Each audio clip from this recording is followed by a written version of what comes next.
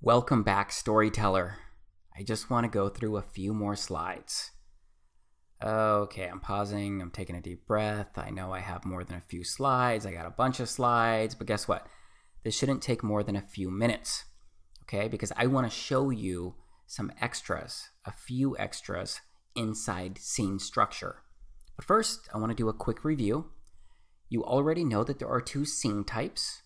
And you know that the first one is the mission scene and the second is the response scene.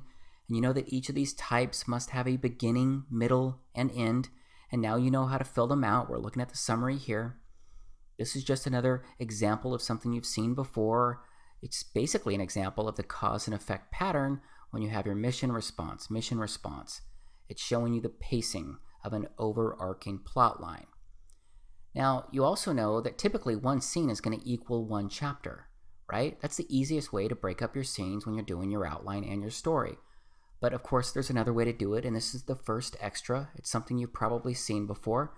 You can easily just take a few scenes and lump them into your first chapter, or your chapter 2, right? Let's take 4 scenes and put it in chapter 2. You can easily take several scenes and put them into one chapter. However, I would request that you go ahead and add an asterisk or a couple line breaks in between your different scenes inside one chapter, just so the reader knows that you're switching scenes.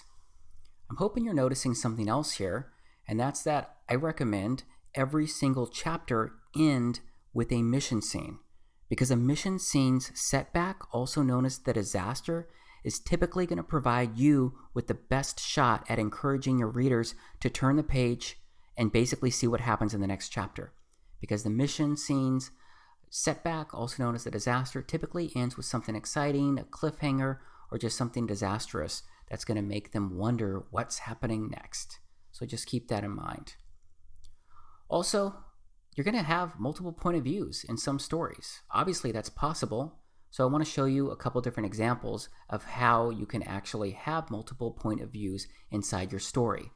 What I just did there was take the first and second scene in a story while maintaining the cause and effect pattern and just throwing and associating the first point of view character, POV 1, to those first 2 scenes.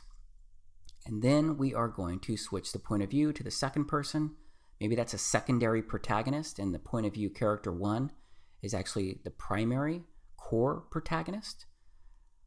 We're going to switch back to POV 1. Then we're going to move back to the second POV. And you can just keep that up as long as you are maintaining the cause and effect pattern. It doesn't matter if you hop heads between scenes, right? You just don't do it inside scenes.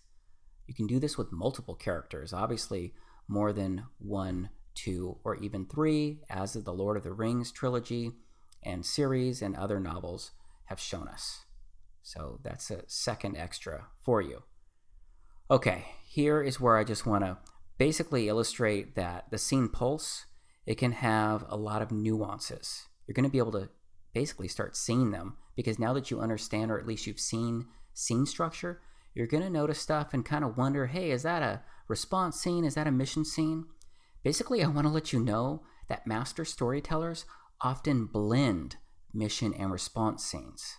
It takes quite the skill set to execute this, but you can do this to actually speed up the pace and keep your story going even faster. So sometimes you'll blend a response scene into a mission scene. So just keep an eye out for that as well. Last, I want to go back to something that I mentioned in a previous video. We talked about plot structure, and I talked about your scenes and your mission scenes constantly falling on your major plot milestones. That's what I want you to do. I want you to make sure that you put your mission scenes on top of your major plot milestones. Yes, your most significant moments in your story should typically happen inside your major plot milestones, and those major plot milestones should be occurring inside a mission scene, because that's where you're going to drop some killer info for your reader to keep them going and have major events happen. Okay, that's basically the end of the few extras I wanted to share with you. Assuming that makes sense, just go ahead and jump into the next video, please.